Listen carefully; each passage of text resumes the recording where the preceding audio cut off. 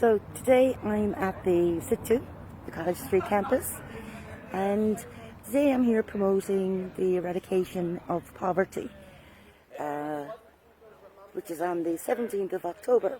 So the South East Technical University here, and we're just going to take a walk in and see if I can meet a few students and see what they have to say on their views of world poverty at the moment. Really just to show or to promote knowledge around poverty and what's happening in the world at the moment, and just get people's awareness and their views on that. I don't know how many of them will talk to me, but sure, we'll give it a try over here. We'll try.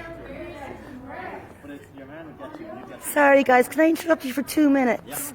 I'm here to promote the UN Eradication of Poverty, and that's the 17th of October. And I was just wondering your views, if anybody would have a view on world poverty at the moment or what they think it means. And I'm not talking about necessarily money-wise, I'm talking about health services or living conditions. Would you be able to give me a few words on it? I'd say in Ireland it's definitely a lot better than most countries. Like in America with poverty over there, it's absolutely incomprehensible to hear.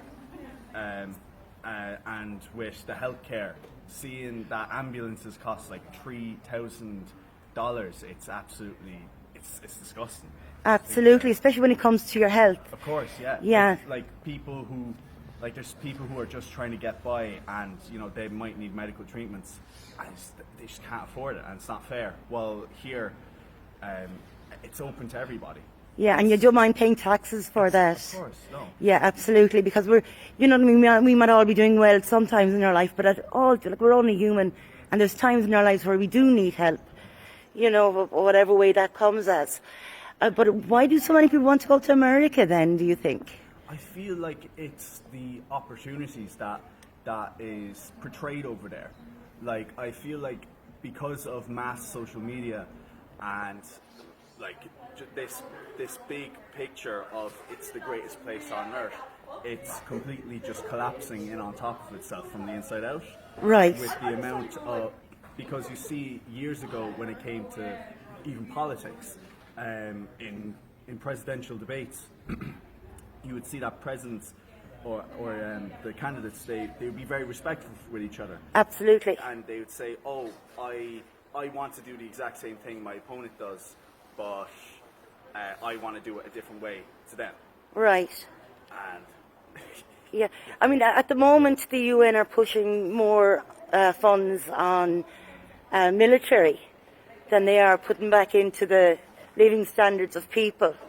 Do you think people are aware of that as a whole? I think people are aware of that, but they don't want to talk about it. It's just one of those things that they put into the back of their mind, because a lot of people today they just ignore issues. They do, unless it affects them directly. Exactly. Right. I feel it's all sort of like everyone has a little bit of that self-narcissism. Of course. It's just becoming more apparent now in everyday life. Right. Everyone's just thinking about themselves. And how many more years have you got to do here? This is our first year. Yes, this is your first year. So you're all just little babies. And do you think there's going to be jobs for you when you finish here? Hopefully. I feel hopefully law won't get overtaken by AI. AI, yeah. But I feel like it's important that it doesn't, because I don't think AI could come to the same conclusions as humans in terms of morality and fairness. I think it would be too objective, while law would require a sense of morality and objectivity at the same time. Right, so do you think you'd be defence or would you be prosecution? I would love to be defence. Defence? You're all law students, are you? Yeah. Defence or prosecution? I'd say defence. There's those people who can't defend themselves, they're going to need a voice for them, Defence, okay. Public defence and labour relations. Public defence. Ooh, you'll get to know the guards pretty well then. And public relations. That's an unusual one. Labour relations, yeah, I think it comes down to that economic equality, like we were talking about earlier. Yes. I think we need to have strong trade unions in each country to be able to kind of guarantee the rights of workers and people like that, and to be able to pursue economic equality, which is the largest issue that we are currently facing with. So that incorporates having really strong leadership then. Pretty much, yeah. Yeah, so whoever we vote into power really dictates whether, you know what I mean, as you said, that we get the support, Yeah. that they're on the same page as us. And you're doing law as well? Yeah, I suppose prosecution, because I think upholding the rule of law is very important, and ensuring that no one is above the law, and that exploitation done unto others is punished by the courts. Absolutely. Well, look, thank you so much. You've no problem with this if it goes. I'll be sending this up to Dublin. That's okay? Yeah. All right, listen, thank you so much for your time. I really appreciate it. Have a good day, all right? You too. Thank